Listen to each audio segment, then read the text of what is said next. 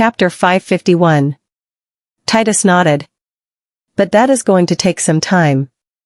Nolan doesn't have much time anymore, so I hope you can urge Mr. Salazar to pick up his pace, Ms. Reynolds.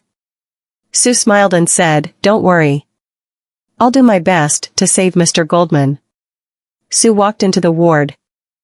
Nolan was sitting on the bed, reading a magazine. Despite his pallid appearance, he still looked as handsome as before. While Nolan was flipping through the magazine, he said without lifting his head, "Seems like I'm beyond saving."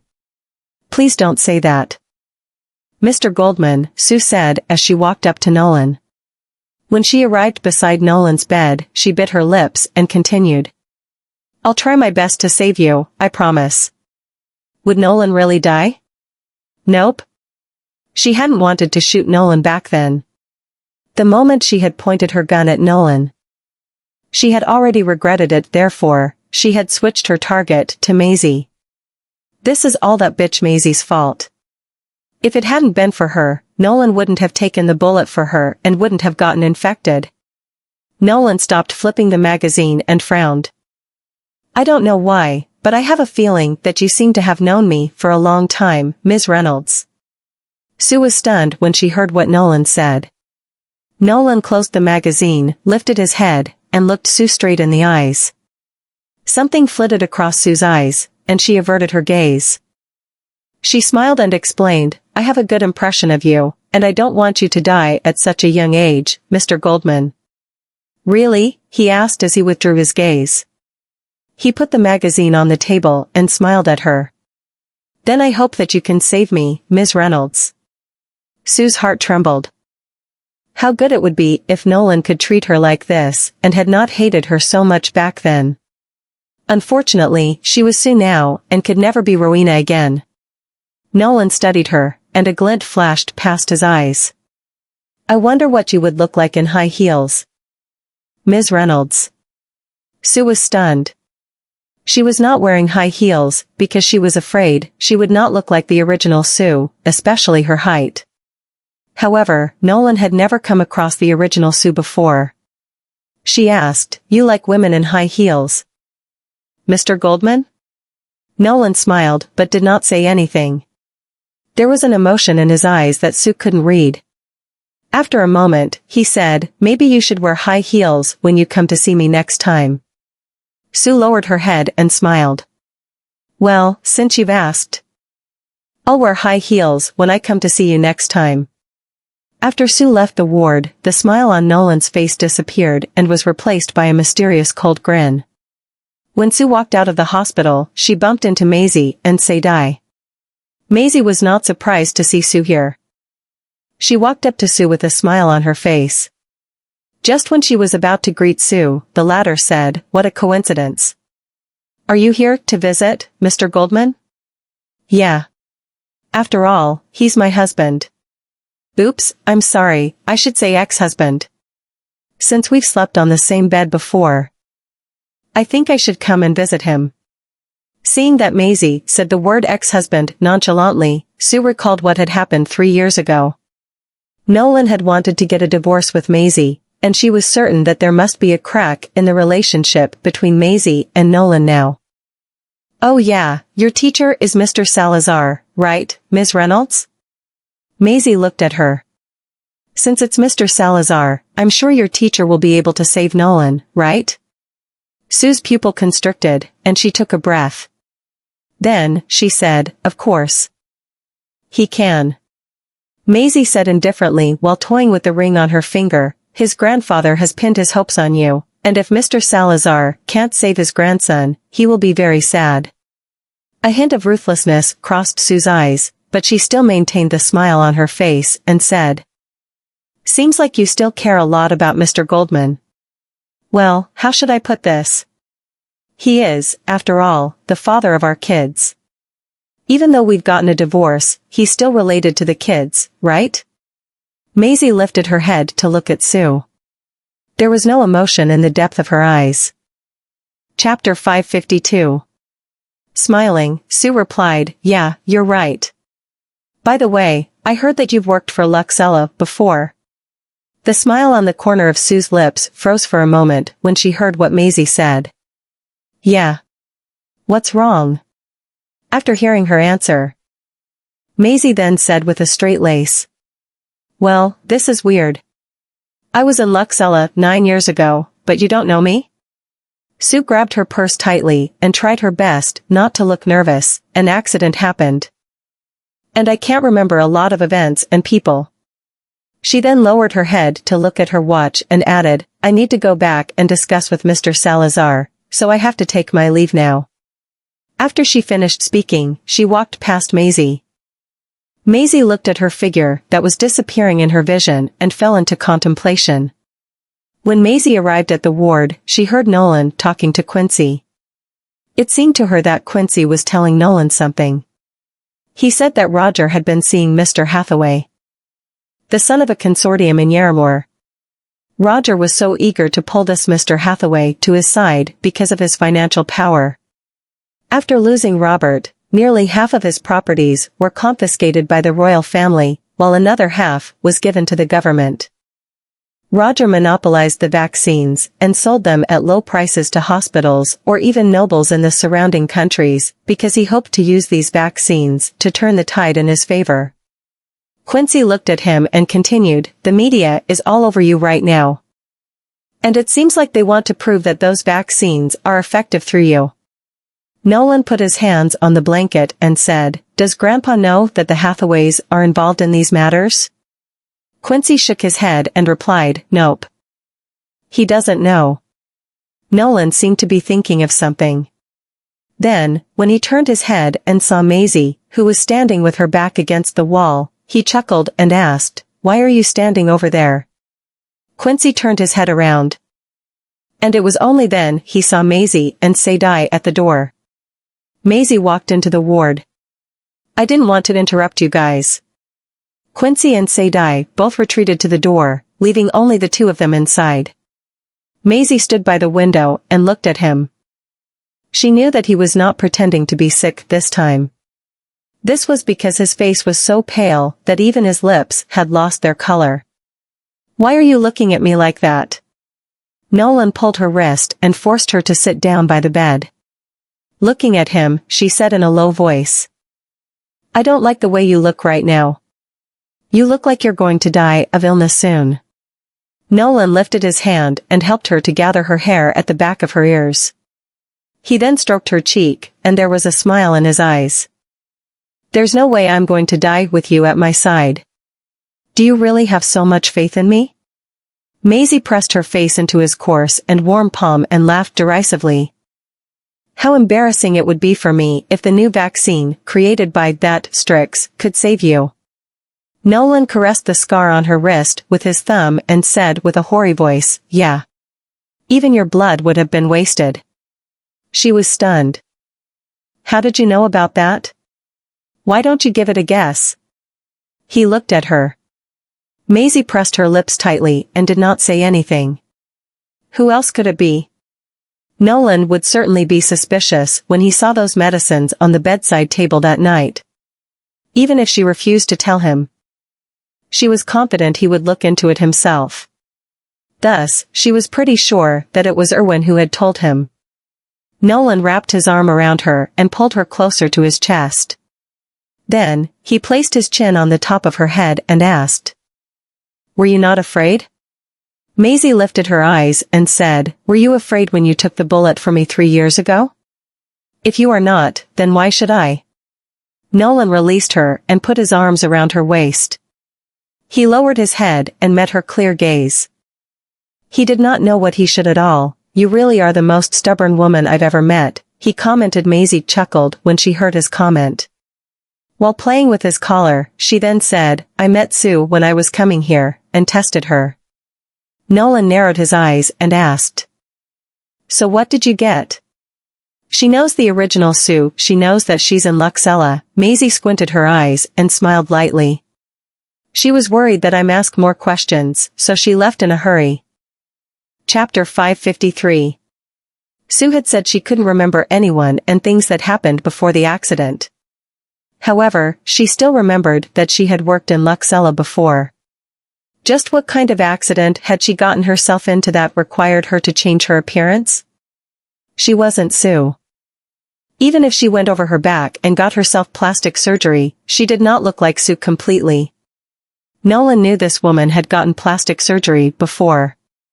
Apparently, there was a probability she had been disfigured before getting the plastic surgery. So she had made up the story about the accident and pretended to be Sue. If she knew that the original Sue had worked for Luxella before and was able to disguise herself as her, she must have had a good relationship with the original Sue. Therefore, they just needed to investigate who the original Sue had come in contact with 3 years ago, and everything would become clear. Suddenly, something crossed Maisie's mind, and she said, I heard Quincy mentioning about the son of the consortium in Yarramore. He's the owner of Luxella right now, so does this mean that this Mr. Hathaway from Yarramore is Roger's new milk cow? Nolan chuckled at Maisie's comment and said, maybe he's just doing charity. Why are you so sure about that? Maisie mumbled. Nolan lowered his head and wrapped his hand around hers. He's from the Hathaways, and his family has a little bit of connection to the Goldmans. A little bit of connection? Nolan smiled. My grandmother is one of the Hathaways. Maisie was taken aback. Nolan's grandmother is one of the Hathaways. She had heard about most of the people in the Goldmans, but this was the first time Nolan mentioned his grandmother. That being said, if he did not want to talk about her, she wouldn't ask about it either. In just 2 days, the media knew about Nolan's condition. All of them flocked to the hospital and wanted to know if the vaccine was working or not. There were also a lot of reporters gathered outside the Stoslos Parliament building. However, the netizens and the public were infuriated by the nonchalant explanation given by the person who came out. Besides, the public was suspicious of the vaccines developed by Strix, and his reputation was at stake. Mr. Kestner, didn't you say the vaccines are fine? A man's voice echoed from the study room. Adrian was smoking in front of the window, taking a drag on the cigarette while blowing the smoke out of the window. Without turning around to face the few men, he said, my vaccines are fine. After that, he slowly turned his body sideways and looked at them. But they can only prevent the virus from spreading. What do you mean? A man asked. Mr. Roger depends on your vaccines to get a chance to turn the tables. Mr. Goldman is one of the infected patients. And the media are all over him now. Adrian tapped the ash into the ashtray and said, the vaccine won't work on him. He's beyond saving. If you don't trust me, we can CA off our cooperation. Adrian. The man walked up to the desk, placed his hands on top of the desk, and hissed angrily.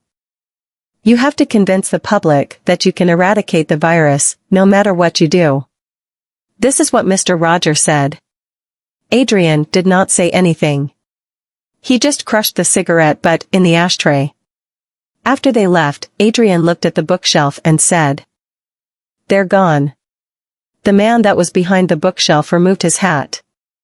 The exclusive Metropolis Ouroboros emblem on his tie flashed from dark to light until he was standing a step from the window where the light was cast on the floor. It truly surprises me that you're still holding down the fort.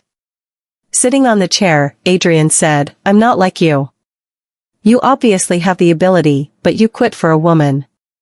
You wouldn't show up if I didn't use this method. Correct? I quit because I failed as well back then, Strix said as he took a seat at the side. How much money did Roger give you? I didn't take his money.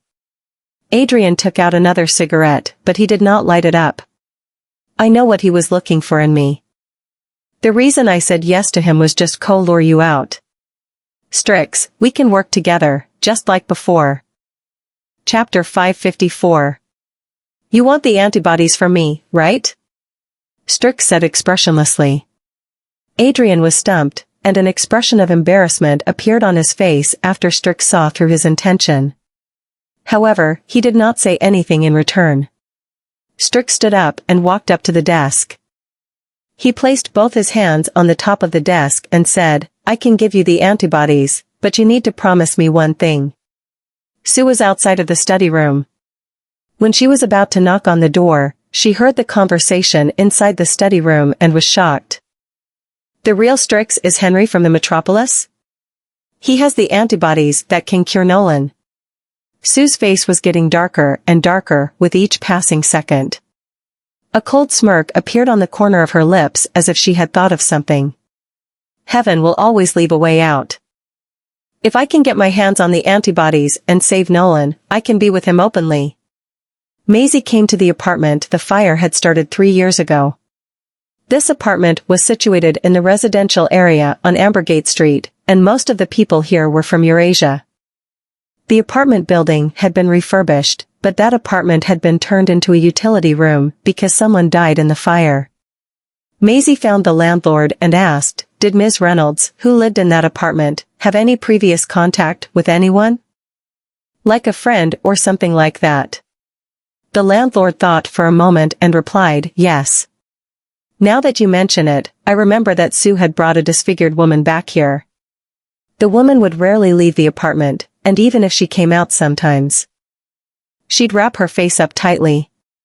Maisie lowered her head and asked, do you have any impression of that woman? The landlord thought for a moment and shook his head. Not really. It has been so long, and I haven't seen her face before. All I know is that she's tall. And I think she's from Eurasia too. I'm not sure about her origin. Maisie stayed in the corridor even after the landlord left. After the fire, this apartment had become the utility room, so only the corridor had been painted, but the ceiling was still blackened with smoke. Disfigured face.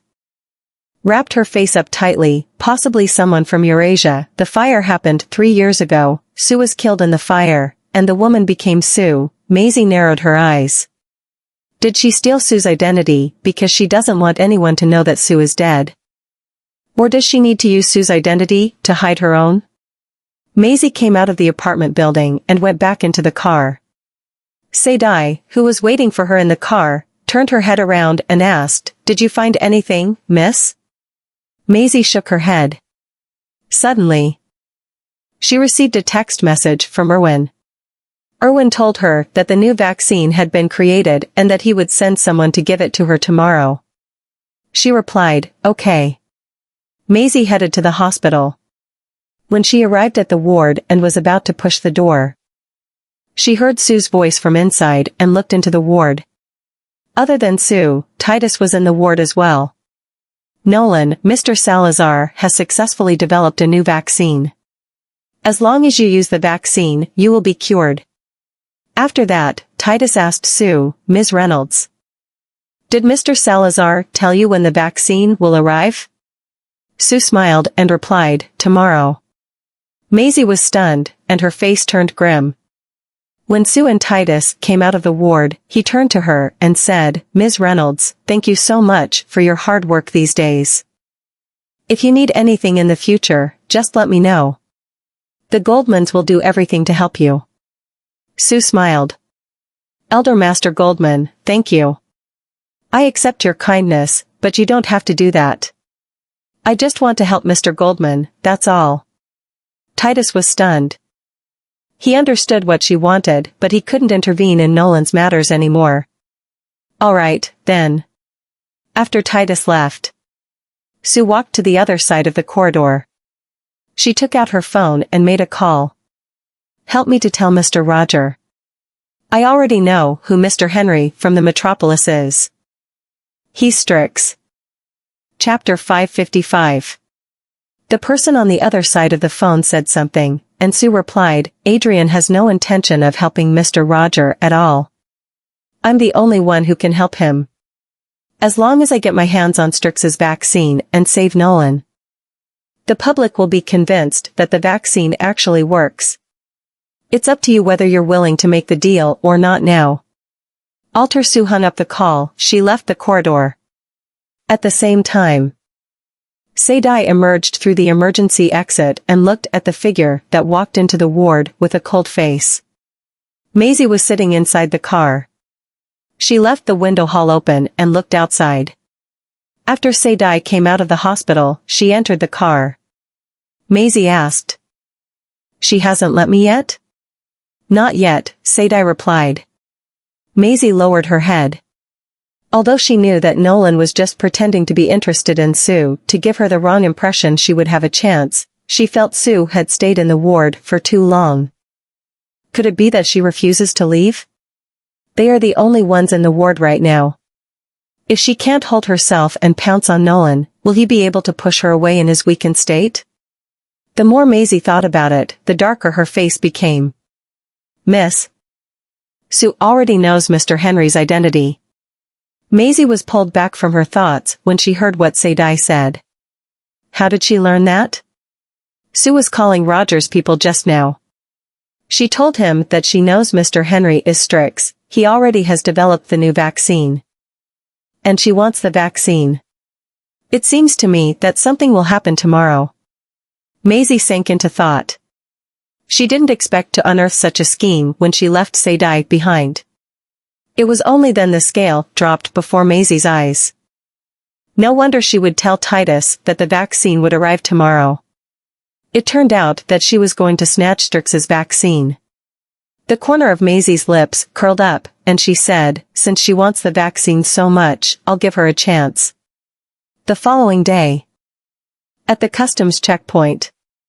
A black-clad man holding a silver, white briefcase came out of the customs checkpoint and handed the briefcase to 3 bodyguards standing in front of the car.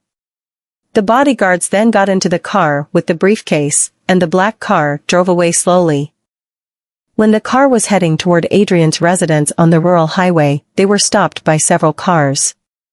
A group of black-clad men walked up and forced their car to a halt. When they got out of the car, they held them with guns on their heads in front of the car. A man went forward and took the briefcase away. He opened up the briefcase, and he only closed it up after seeing the green curved tube placed inside. He returned to the car and handed the briefcase to Sue. If you can help Prince Roger, he will reward you handsomely. Sue took a look at the item inside the briefcase and smiled. Don't worry. It's time to witness some miracles. At the Easton estate. Sadai informed Maisie that Roger's people had snatched the vaccine, and Sue took it and gave it to Nolan. Maisie put the cup down and said, this has been bothering me for some time. She's so eager to get this opportunity to gain the Goldman's trust. It seems to me that. Before she could finish her sentence, something suddenly flitted across her brain. Why is this woman so eager to get the Goldman's trust and even get close to Nolan? Initially, she had not thought much about Sue's intention of getting close to Nolan, but now, her intention seemed a bit obvious. She was coming for the Goldmans. She was so eager to get the vaccine to save Nolan, and she had taken the bait after Nolan showed her some affection. Sue and Nolan did not know each other. There was no way a woman would do something like this for a man she had just met.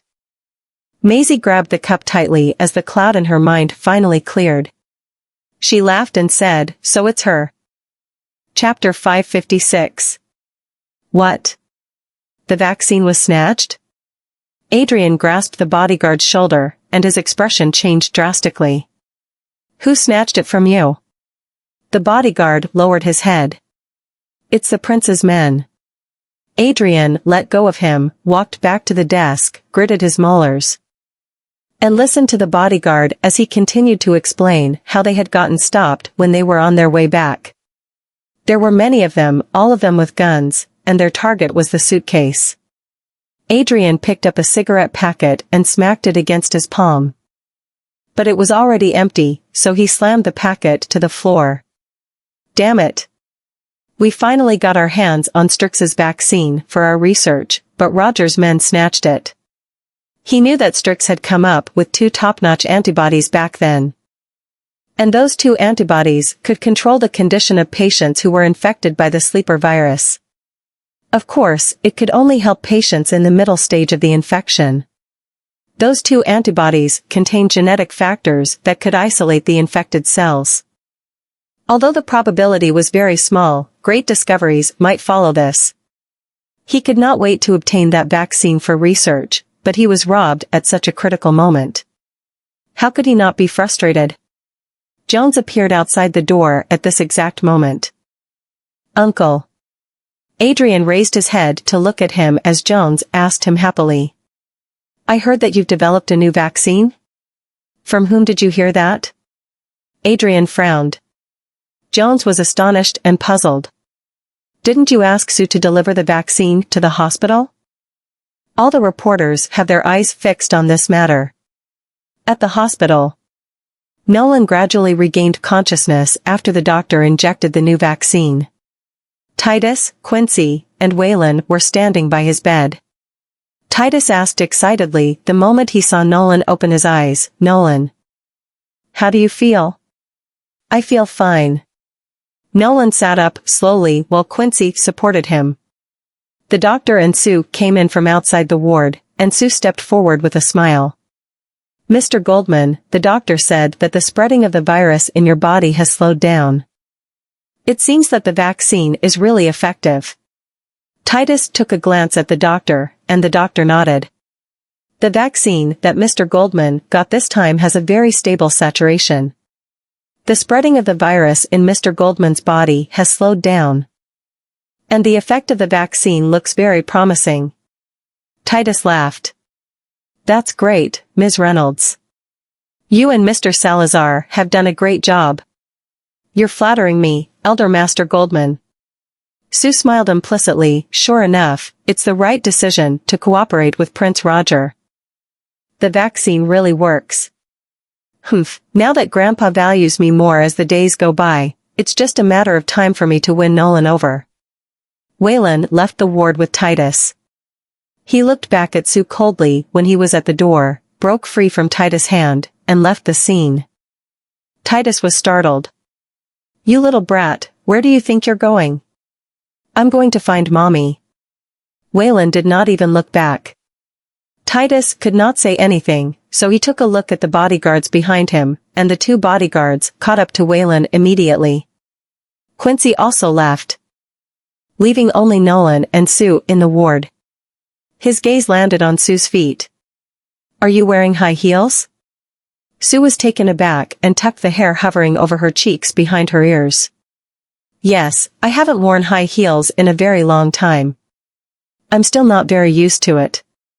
Nolan looked away, picked up the newspaper on the table, and asked, "Can you make snacks, Ms. Reynolds?"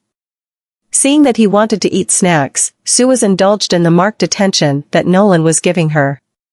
She did not even think about it before replying with a grin, "Yes.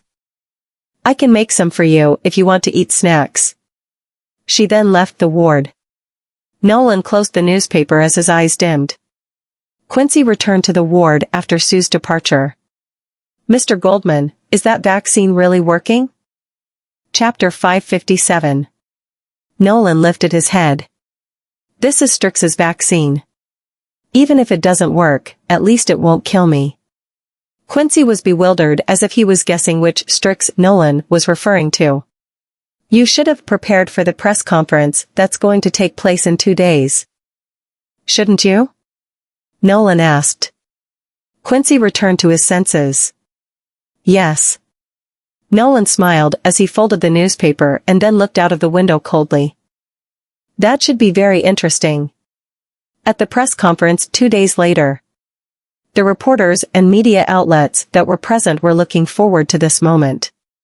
After all, if the vaccine had cured Nolan, it would be a miracle in the history of the medical world. The sleeper virus had swept across Stoslow in the past, causing many deaths. After the fall of the Kents, the news about the fake vaccines had made the public even more exasperated. A man-made disaster had almost dragged the entire Stoslow into hell. And the vaccine that Strix had developed back then, which could control the spread of the virus, was already very powerful. Nolan was sitting in a wheelchair and was being pushed by Quincy, and both of them appeared in front of the media. The woman standing next to him was Sue, an apprentice of Strix who had been appearing on the news rather frequently in recent days. The reporters scrambled to start the interview. "Mr. Goldman, it's reported that you've been infected with the sleeper virus." And you're the only person in the world who's infected with this mutated strain of the virus. How do you feel after getting vaccinated? Mr. Goldman, is the vaccine effective? Can it really cure the sleeper virus? Nolan's facial features gradually became clear under the bright flashes of the cameras. He was sitting in a wheelchair, wearing a dark suit, and the collar of his shirt was tall enough to cover his Adam's apple. He looked handsome, graceful, and did not look like a person who was infected by a virus. Nolan clasped his hands together by intertwining the 10 delicate, pale knuckles, then placed them on his thighs. In the next instant, a wide smile appeared on his emotionless face. The vaccine is indeed effective. All the reporters were surprised and excited upon hearing this. When the reporter asked if the vaccine was fake, Sue gave off a smile and answered the reporter's incisive question, "The vaccine developed by my teacher would never be fake. It's all thanks to my teacher that Mr. Goldman has a chance to recover this time around." One of the reporters asked, "Since Mr. Salazar is your teacher, can you ask him to come forward for an interview?" Sue's expression looked a little stiff, but she responded without giving off any emotional fluctuation through her expression, "My teacher is focusing on studying the vaccine now. I'm afraid that he won't be accepting any interviews, so please." The doors of the hall were suddenly opened, and the silhouette that appeared on the floor all of a sudden gradually elongated under the light. Everyone present stopped every single task on hand and looked in the direction of the door. A few bodyguards followed the middle-aged man who entered the room. "Why is Mr. Henry here?" "This is Mr. Henry of the Metropolis. He rarely appears in front of the public, but he actually shows up here." The reporters were all surprised. Mr. Henry was the head of the Metropolis of Morwich, and the royal family of Morwich highly valued him. Considering his financial status, reputation, and influence, he was on a par with the nobles. When Sue saw him, there was a subtle change in her expression. This was not her first time dealing with a member of the Metropolis. She knew exactly how difficult it was for them to handle the Metropolis. Not even Roger dares to make a rash move on the Metropolis, not to mention that his daughter defeated Daniel. I've read the news before this. His daughter, Alice Henry, was courting Nolan back then but was indifferently rejected by Nolan. I guess it was because of Maisie's presence. But so, what if Maisie is still alive? Even if she's Hernandez de Armas' granddaughter. The de Armas can't even protect themselves now, as Hernandez is still nowhere to be found, and his whereabouts are unknown. Besides that, Nolan has divorced her. What ground does now she have when it comes to fighting over Nolan with me? Chapter 558. I'm the one who brought the vaccine and saved Nolan. Grandpa will only value me more now. As long as Nolan and Grandpa are on my side, I won't have to be afraid even if Adrian comes through that door. Nolan, who had been sitting in the wheelchair, stood up slowly. And everyone present was shocked. Everyone had heard that he was originally on the verge of death and could only rely on a wheelchair to move around. He can stand up now? Could it be that the vaccine really works? Does it actually help a person who's already dying to recover so quickly? Strix stopped before him while Nolan smiled and stretched out his hand. It's nice to see you, Mr. Salazar. Strix Salazar. The reporters were all stunned. Mr. Henry is Strix Salazar? Oh, my God. This news is too explosive. Sue was dumbfounded, and her gaze was fixed on Nolan. How does he know that Mr. Henry is Strix? Strix shook hands with Nolan. I've heard a lot about you, Mr. Goldman, and I've always wanted to meet you. You truly are a young and talented man. No wonder Alice is so obsessed with you. Nolan turned to look at Sue with a smile on his lips.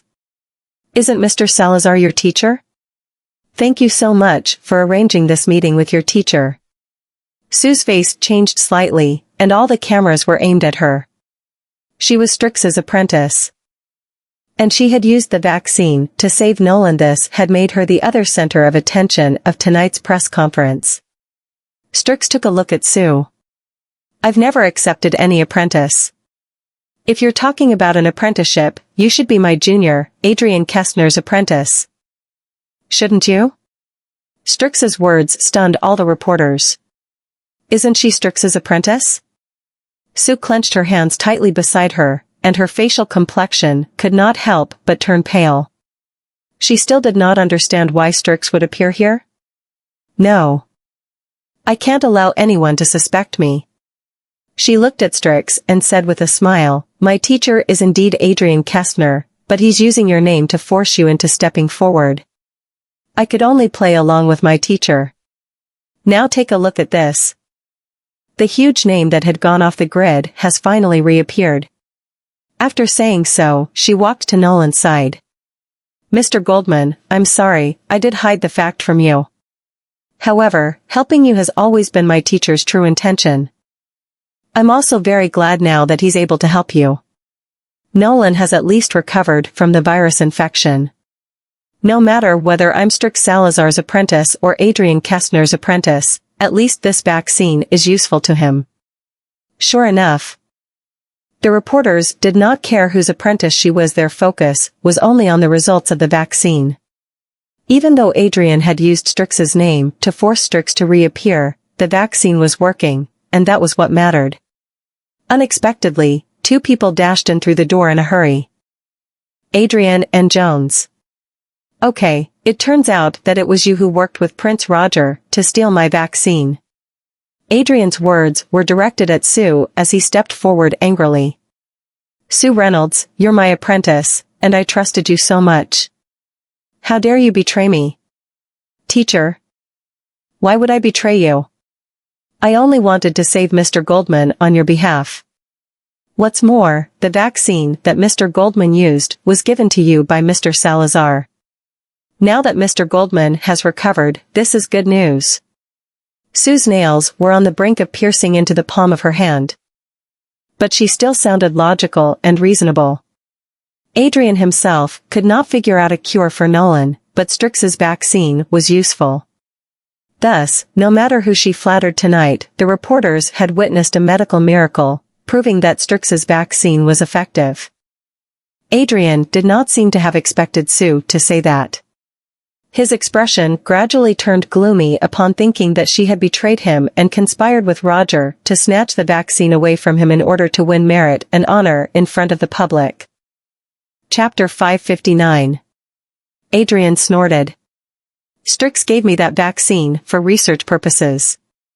It can't cure Nolan Goldman as he's infected with a new type of sleeper virus, which has no incubation period. Plus, the vaccine I got from Strix is the one that was developed more than 10 years ago. And it would only be useful to people who are infected with the ordinary sleeper virus.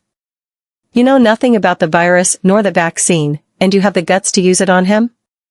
Sue shuddered, and the people around them seemed to have frozen, and even half of their voices had disappeared. Adrian then looked at the group of reporters. Why are we studying antibodies? The vaccine developed by the Kents aimed to achieve an anti-cancer effect and improve human genes through the virus to prevent certain diseases. It's an idea that has a glorious objective, but unfortunately, the Kents had failed, causing the worst catastrophe that the human population has ever faced back then. The things we study are the same as those that the Kents studied at the very beginning. The only difference that separates us from the Kents is that we'll never use anyone for a human trial. Adrian turned to look at Sue upon saying that. You've been following me and learning from me for 3 years, and you don't even understand this? The reporters whispered to each other. After the Kents virus research had been exposed, the public only thought of the disaster that took place back then. Most of them even panicked, fearing that the catastrophe would happen again. That was why Nolan's infection and the effect of the vaccine were of great importance to the public. A reporter asked Strix. Mr. Salazar, is that vaccine really useless to Mr. Goldman? Strix shook his head. A huge clamor rose amongst the reporters. Nolan started coughing again, and he coughed very severely this time around. Quincy supported him immediately. However, blood could soon be seen spilling through the seams of his fingers. The reporters were all frightened, and the guards on standby at the perimeter of the press conference could only step forward to disperse them. Stop taking pictures already. This is the end of today's press conference. Sue froze in place. Her face looked as pale as paper as she looked at Nolan coughing up blood continuously. How could this be? The side effects of that vaccine are severe. Take him to the hospital now, Strix said to Quincy anxiously. Quincy nodded and supported Nolan while they left the scene with the others. Strix left the scene too. Adrian and Jones ignored Sue and caught up to them too. In the hospital, Nolan was sent to the intensive care unit. No one else was allowed to enter except for Adrian and Strix. After Titus learned about the situation from Quincy, he slumped on the bench. How could this be? He trusted Sue so wholeheartedly that he had asked her to inject the vaccine into Nolan.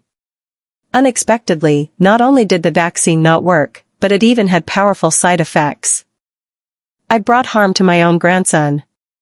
Sue hurried over but was stopped in the corridor, so she could only look at Titus and said, Elder Master Goldman, I really didn't mean to harm Mr. Goldman. I only wanted to save him. That's enough. Titus was already in an irritable mood because he had been deceived, and Nolan had been admitted to the intensive care unit directly because he chose to believe in Sue's words without any hesitation. Looking at Sue now, he was even more piqued. I trusted you so much, and this is what you do to us in return? I'll never let this slide if anything happens to my grandson. Now get out of my sight. Sue froze in place. How did things turn out like this? I obviously overheard the conversation between Strix and Adrian. I had a great chance of success as long as I got my hands on that vaccine. She felt powerless. Where the hell did all things go south? Maisie appeared in the corridor with Waylon and Erwin. Sue was taken aback when she saw the silver suitcase that Erwin was holding. Chapter 560. What's going on? The bodyguards actually let them through. Strix came out of the intensive care unit in protective clothing. Have you brought it? Erwin handed the silver suitcase to Strix, and Titus stood up slowly and looked at them. Can this save Nolan? Strix took the suitcase. As long as Elder Master Goldman is willing to believe in it. Titus did not say anything. After all, the vaccine he had allowed Sue to administer to Nolan had almost killed Nolan once. However, at this point, he had to believe in him even if he did not want to. Strix went into the intensive care unit with the suitcase. Sue, whom the bodyguard stopped, shouted at Maisie and Erwin, "This is a scheme that you've set up, isn't it?" "It must be their scheme. I've snatched the vaccine. How could there still be an identical thing? This must be their scheme." Maisie turned around slowly and glanced at Sue. A smile then appeared on the corners of her lips. "What scheme are you talking about?" Sue gnashed her teeth. "Strix has only developed one type of vaccine. But you have 2 vials. You gave me the fake one. Now that things have spiraled out of my control, I don't care about anything anymore. Since the vaccine that I got is useless, the vaccine is fake. And all this is part of their scheme." Maisie smirked. "Who told you that there's only one vaccine?" Sue was unable to speak as if something was stuck in her throat. "The vaccine that you and Roger teamed up to snatch is the vaccine Strix developed years ago. That vaccine can indeed cure the sleeper virus. But it targets only the ordinary sleeper virus infections that have only displayed midterm symptoms." Maisie looked at her and said calmly, "Aren't you Adrian's apprentice? You've even drawn Nolan's blood for further testing. Adrian is a professional in this field. So he should have realized that Nolan's infection doesn't come from the ordinary sleeper virus, shouldn't he?" Sue's face paled gradually. "Adrian did say that Nolan isn't infected by the ordinary sleeper virus, but Ms. Reynolds, you should have only known Nolan for a short amount of time. Right? Why are you anxious about Nolan's well-being?" Maisie stared at her, wishing to tear her disguise apart. Don't tell me that the both of you have known each other for a long time, and you know Nolan and the Goldmans very well. Are you planning to use this opportunity to gain the Goldmans' approval? Titus's gaze shifted onto Sue's body when he heard that statement. Nobody knew what he was thinking. There was obviously a trace of panic on Sue's emotionless face. I fancy Mr. Goldman. So what's wrong with me worrying about him? Besides that, you and Mr. Goldman are divorced. What gives you the right to prohibit other women from courting him? Then go for it. Maisie scoffed and rubbed Waylon's head. Mr. Goldman has 3 children. If you want to get together with him, you should first obtain the children's consent. Waylon, who was standing beside her, snorted. She doesn't deserve to be our mommy.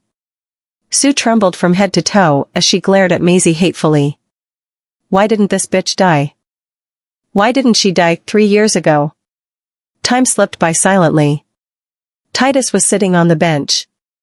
His clasped palms were already sweating profusely until Strix and Adrian came out of the intensive care unit. All eyes were on them. Titus stood up in a trance. How is it? Strix removed his mask. It'll take some time to observe him. It depends on his willpower now. Titus stumbled and was supported by Quincy. He was still in a daze after sitting down. Strix asked Maisie out to the corridor alone. Maisie looked at him. Dad. Will the vaccine that he got before this affect him?